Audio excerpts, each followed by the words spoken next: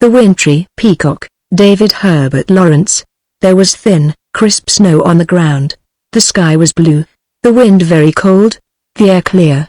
Farmers were just turning out the cows for an hour or so in the midday, and the smell of cowsheds was unendurable as I entered Tyball.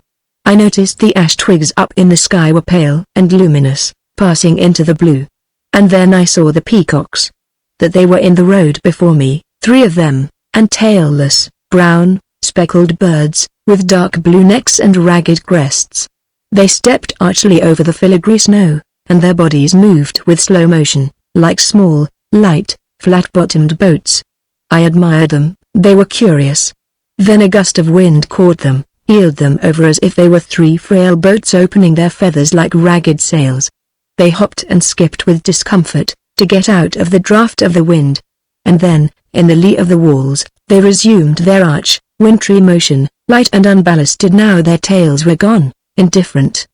They were indifferent to my presence. I might have touched them. They turned off to the shelter of an open shed. As I passed the end of the upper house, I saw a young woman just coming out of the back door. I had spoken to her in the summer. She recognized me at once, and waved to me. She was carrying a pail, wearing a white apron that was longer than her preposterously short skirt, and she had on the cotton bonnet. I took off my hat to her and was going on. But she put down her pail and darted with a swift, furtive movement after me. "Do you mind waiting a minute?" she said. "I'll be out in a minute." She gave me a slight, odd smile, and ran back. Her face was long and sallow and her nose rather red. But her gloomy black eyes softened caressively to me for a moment, with that momentary humility which makes a man lord of the earth. I stood in the road, looking at the fluffy, dark-red young cattle that mooed and seemed to bark at me. They seemed happy, frisky cattle, a little impudent, and either determined to go back into the warm shed, or determined not to go back. I could not decide which. Presently the woman came forward again, her head rather ducked. But she looked up at me and smiled, with that odd, immediate intimacy, something witch-like and impossible. "Sorry to keep you waiting," she said. "Shall we stand in this cart shed? It will be more out of the wind." So we stood among the shafts of the open cart shed that faced the road. Then she looked down at the ground, a little sideways, and I noticed a small black frown on her brows. She seemed to brood for a moment. Then she looked straight into my eyes, so that I blinked and wanted to turn my face aside. She was searching me for something and her look was too near. The frown was still on her keen, sallow brow. "Can you speak French?" she asked me abruptly. "More or less," I replied. "I was supposed to learn it at school," she said. "But I don't know a word." She ducked her head and laughed, with a slightly ugly grimace and a rolling of her black eyes. "No good keeping your mind full of scraps," I answered, but she had turned aside her sallow, long face, and did not hear what I said. Suddenly again she looked at me. She was searching. And at the same time she smiled at me, and her eyes looked softly, darkly, with infinite trustful humility into mine. I was being cajoled. "Would you mind reading a letter for me, in French?" she said, her face immediately black and bitter-looking. She glanced at me, frowning. "Not at all," I said. "It's a letter to my husband," she said, still scrutinizing. I looked at her, and didn't quite realize. She looked too far into me, my wits were gone. She glanced round. Then she looked at me shrewdly. She drew a letter from her pocket, and handed it to me. It was addressed from France to Lance Corporal Goit, at Tyball. I took out the letter and began to read it, as mere words. Mon cher Alfred, it might have been a bit of a torn newspaper. So I followed the script, the trite phrases of a letter from a French-speaking girl to an English soldier. "I think of you always, always. Do you think sometimes of me?" And then I vaguely realized that I was reading a man's private correspondence. And yet, how could one consider these trivial, facile French phrases private? Nothing more trite and vulgar in the world than such a love letter. No newspaper more obvious. Therefore I read with a callous heart the effusions of the Belgian damsel. But then I gathered my attention. For the letter went on, "Notre cher petit bébé, our dear little baby was born a week ago. Almost I died, knowing you were far away, and perhaps forgetting the fruit of our perfect love. But the child comforted me. He has the smiling eyes and virile air of his English father. I pray to the Mother of Jesus to send me the dear father of my child, that I may see him with my child in his arms, and that we may be united in holy family love. Ah, my Alfred, can I tell you how I miss you, how I weep for you? My thoughts are with you always, I think of nothing but you, I live for nothing but you and our dear baby. If you do not come back to me soon, I shall die, and our child will die. But no, you cannot come back to me. But I can come to you, come to England with our child. If you do not wish to present me to your good mother and father, you can meet me in some town, some city, for I shall be so frightened to be alone in England with my child, and no one to take care of us. Yet I must come to you, I must bring my child, my little Alfred to his father, the big, beautiful Alfred that I love so much. Oh, write and tell me where I shall come. I have some money, I am not a penniless creature. I have money for myself and my dear baby. I read to the end. It was signed, "You're very happy and still more unhappy Elise." I suppose I must have been smiling. "I can see it makes you laugh," said Mrs. Goit, sardonically. I looked up at her. "It's a love letter, I know that," she said. "There's too many Alfreds in it." "One too many," I said. "Oh, yes, and what does she say, Eliza?" "We know her name's Eliza, that's another thing." She grimaced a little, looking up at me with a mocking laugh. "Where did you get this letter?" I said. "Postman gave it me last week." "And is your husband at home?" "I expect him home tonight. He's been wounded, you know, and we've been applying for him home. He was home about 6 weeks ago. He's been in Scotland since then." "Oh, he was wounded in the leg." "Yes, he's all right, a great strapping fellow. But he's lame. He limps a bit. He expects he'll get his discharge, but I don't think he will." "We married?" "We've been married 6 years and he joined up the first day of the war." "Oh, he thought he'd like the life. He'd been through the South African War." "No, he was sick of it, fed up. I'm living with his father and mother. I've no home of my own now. My people had a big farm over 1,000 acres in Oxfordshire. Not like here, no. Oh, they're very good to me, his father and mother. Oh, yes, they couldn't be better. They think more of me than of their own daughters. But it's not like being in a place of your own, is it? You can't really do as you like." "No, there's only me and his father and mother at home." "Before the war?" "Oh, he was anything. He's had a good education but he liked the farming better. Then he was a chauffeur. That's how he knew French. He was driving a gentleman in France for a long time." At this point the peacocks came round the corner on a puff of wind. "Hello, Joey," she called, and one of the birds came forward, on delicate legs. Its grey-speckled back was very elegant. It rolled its full, dark blue neck as it moved to her. She crouched down. "Joey, dear," she said, in an odd, saturnine caressive voice, "you're bound to find me, aren't you?" She put her face forward, and the bird rolled his neck, almost touching her face with his beak, as if kissing her. "He loves you," I said. She twisted her face up at me with a laugh. "Yes," she said. "He loves me, Joey does, then, to the bird, and I love Joey, don't I?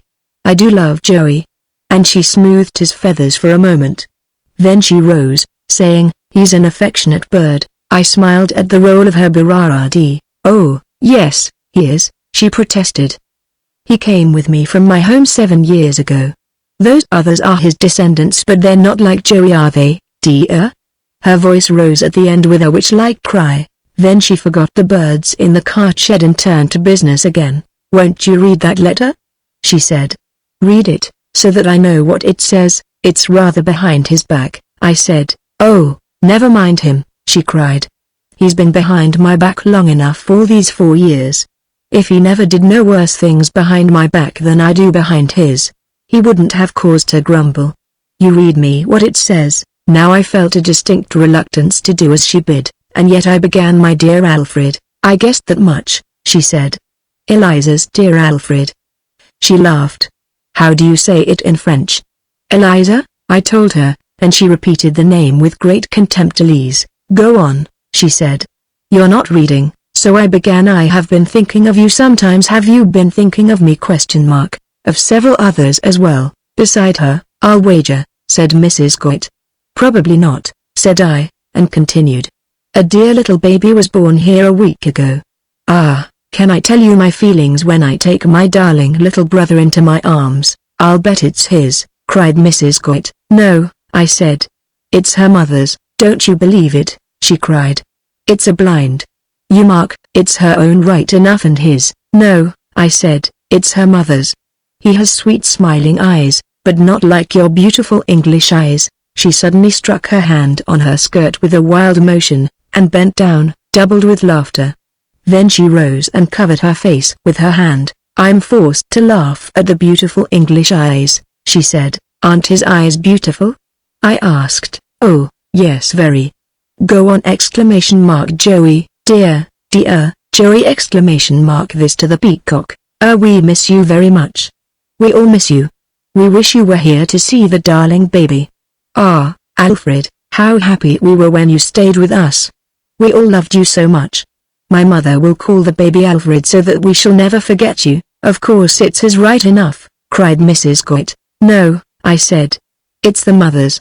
Oh, my mother is very well. My father came home yesterday on leave. He is delighted with his son, my little brother, and wishes to have him named after you, because you were so good to us all in that terrible time, which I shall never forget. I must weep now when I think of it. Well, you are far away in England, and perhaps I shall never see you again. How did you find your dear mother and father? I am so happy that your wound is better, and that you can nearly walk. How did he find his dear wife? Cried Mrs. Goit. He never told her he had one. Think of taking the poor girl in like that. We are so pleased when you write to us. Yet now you are in England you will forget the family you served so well. A bit too well, eh, Joey? Cried the wife. If it had not been for you we should not be alive now, to grieve and to rejoice in this life, that is so hard for us. But we have recovered some of our losses, and no longer feel the burden of poverty. The little Alfred is a great comfort to me. I hold him to my breast and think of the big, good Alfred, and I weep to think that those times of suffering were perhaps the times of a great happiness that is gone forever. Oh, but isn't it a shame, to take a poor girl in like that? Cried Mrs. Goit. Never to let on that he was married, and raise her hopes. I call it beastly. I do. You don't know, I said. You know how anxious women are to fall in love, wife or no wife. How could he help it, if she was determined to fall in love with him? He could have helped it if he'd wanted. Well, I said, we aren't all heroes. Oh, but that's different. The big, good Alfred! Did ever you hear such tommy rot in your life? Go on, what does she say at the end?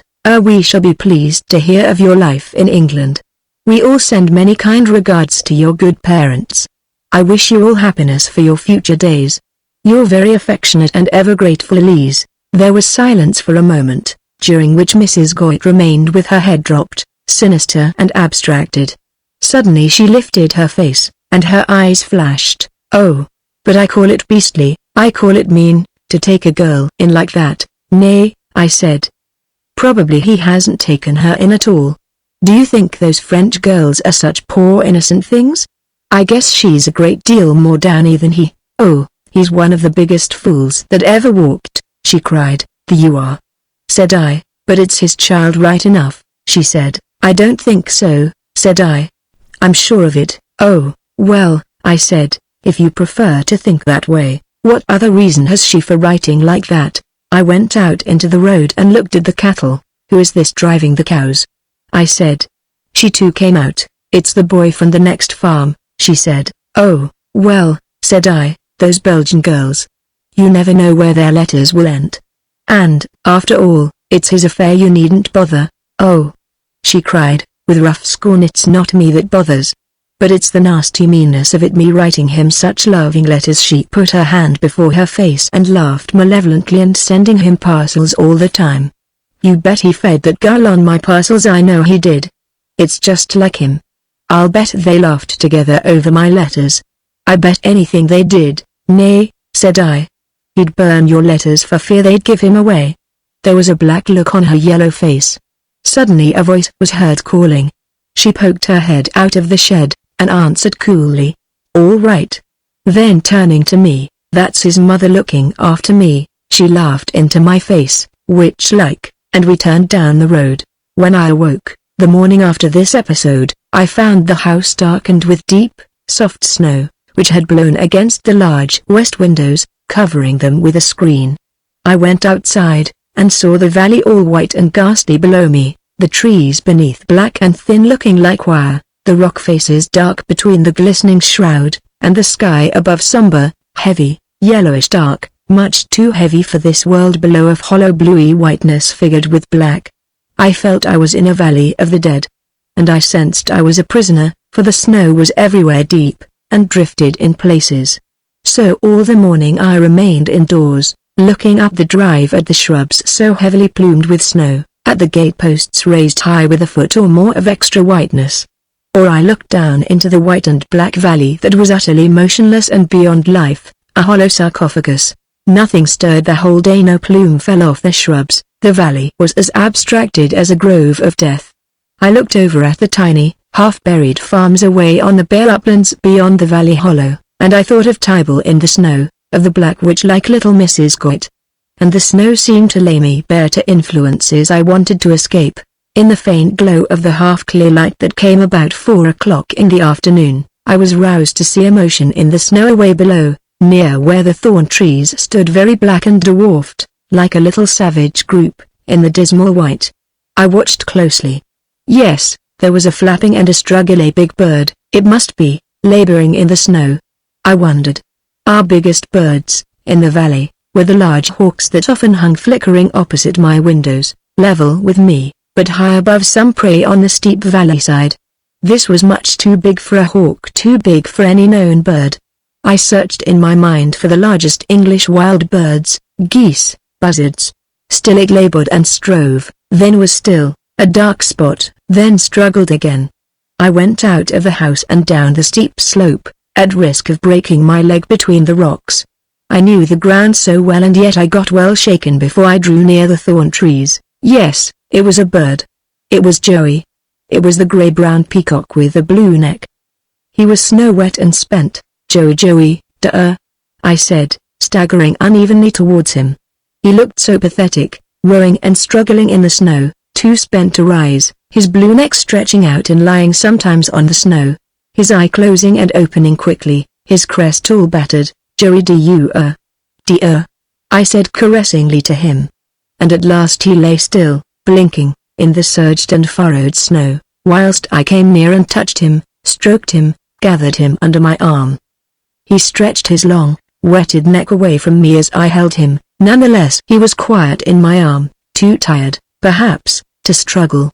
Still he held his poor, crested head away from me, and seemed sometime to droop, to wilt, as if he might suddenly die. He was not so heavy as I expected, yet it was a struggle to get up to the house with him again. We set him down, not too near the fire, and gently wiped him with cloths. He submitted, only now and then stretched his soft neck away from us, avoiding us helplessly. Then we set warm food by him. I put it to his beak, tried to make him eat. But he ignored it. He seemed to be ignorant of what we were doing, recoiled inside himself inexplicably. So we put him in a basket with cloths, and left him crouching oblivious. His food we put near him. The blinds were drawn, the house was warm, it was night. Sometimes he stirred, but mostly he huddled still, leaning his queer crested head on one side. He touched no food, and took no heed of sounds or movements. We talked of brandy or stimulants. But I realized we had best leave him alone. In the night, however, we heard him thumping about. I got up anxiously with a candle. He had eaten some food, and scattered more, making a mess. And he was perched on the back of a heavy armchair. So I concluded he was recovered, or recovering. The next day was clear, and the snow had frozen, so I decided to carry him back to Tyball. He consented, after various flappings, to sit in a big fish bag with his battered head peeping out with wild uneasiness. And so I set off with him, slithering down into the valley, making good progress down in the pale shadow beside the rushing waters, then climbing painfully up the arrested white valley side, plumed with clusters of young pine trees, into the paler white radiance of the snowy, upper regions, where the wind cut fine. Joey seemed to watch all the time with wide anxious, unseeing eye, brilliant and inscrutable. As I drew near to Tybal Township he stirred violently in the bag, though I do not know if he had recognized the place. Then, as I came to the sheds, he looked sharply from side to side, and stretched his neck out long. I was a little afraid of him. He gave a loud, vehement yell, opening his sinister beak, and I stood still, looking at him as he struggled in the bag, shaken myself by his struggles, yet not thinking to release him. Mrs. Goit came darting past the end of the house, her head sticking forward in sharp scrutiny. She saw me, and came forward. "Have you got Joey?" she cried sharply, as if I were a thief. I opened the bag, and he flopped out, flapping as if he hated the touch of the snow now. She gathered him up, and put her lips to his beak. She was flushed and handsome, her eyes bright, her hair slack, thick, but more witch-like than ever. She did not speak. She had been followed by a grey-haired woman with a round, rather sallow face and a slightly hostile bearing. "Did you bring him with you, then?" she asked sharply. I answered that I had rescued him the previous evening. From the background slowly approached a slender man with a grey moustache and large patches on his trousers. "You've got him back again, I see," he said to his daughter-in-law. His wife explained how I had found Joey. Went on the grey man. "It were Alfred scared him off, back your life. He must have flied outwardly. Thank thy stars as he were fun, Maggie. He'd a been froze. They're Bitnish, you know," he concluded to me. "They are," I answered. "This isn't their country." "No, it isna," replied Mr. Goit. He spoke very slowly and deliberately, quietly, as if the soft pedal were always down in his voice. He looked at his daughter-in-law as she crouched, flushed and dark, before the peacock, which would lay its long blue neck for a moment along her lap. In spite of his grey moustache and thin grey hair, the elderly man had a face young and almost delicate, like a young man's. His blue eyes twinkled with some inscrutable source of pleasure, his skin was fine and tender, his nose delicately arched, his grey hair being slightly ruffled.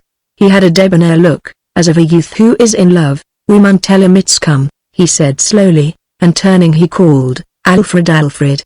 Where's ter gotten to?" Then he turned again to the group.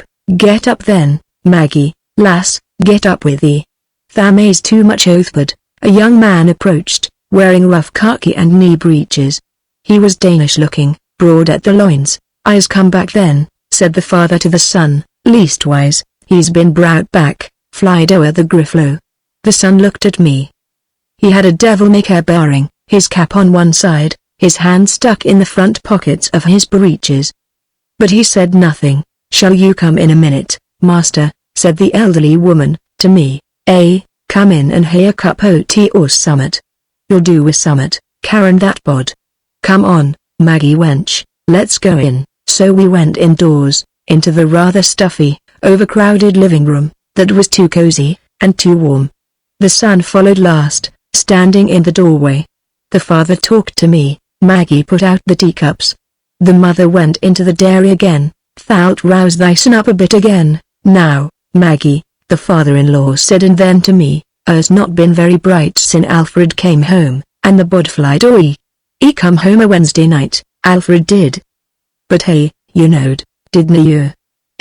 He comed a Wednesday, and I reckon there were a bit of a to-do between 'em, weren't there, Maggie?" He twinkled maliciously to his daughter-in-law, who was flushed, brilliant and handsome. "Oh, be quiet, father. You're wound up, by the sound of you," she said to him, as if crossly. But she could never be cross with him. "Her's got her colour back this morning," continued the father-in-law slowly. "It's been heavy weather with this last 2 days. It has been northeast sin' I seed you a Wednesday." "Father, do stop talking. You'd wear the leg off an iron pot." "I can't think where you've found your tongue, all of a sudden," said Maggie, with caressive sharpness. "I've found it where I lost it. Aren't going to come in and sit thee down, Alfred?" But Alfred turned and disappeared. "He's got monkey on his back o'er this letter job," said the father secretly to me. "Mother, knows nowt about it. Lot o' tomfoolery, isn't it? What's good o' making a peck o' trouble over what's far enough off, and Ned neither come no nigher. No, not a smite o' use. That's what I tell her. Should take no notice own't. What can I expect? The mother came in again, and the talk became general. Maggie flashed her eyes at me from time to time, complacent and satisfied, moving among the men. I paid her little compliments, which she did not seem to hear.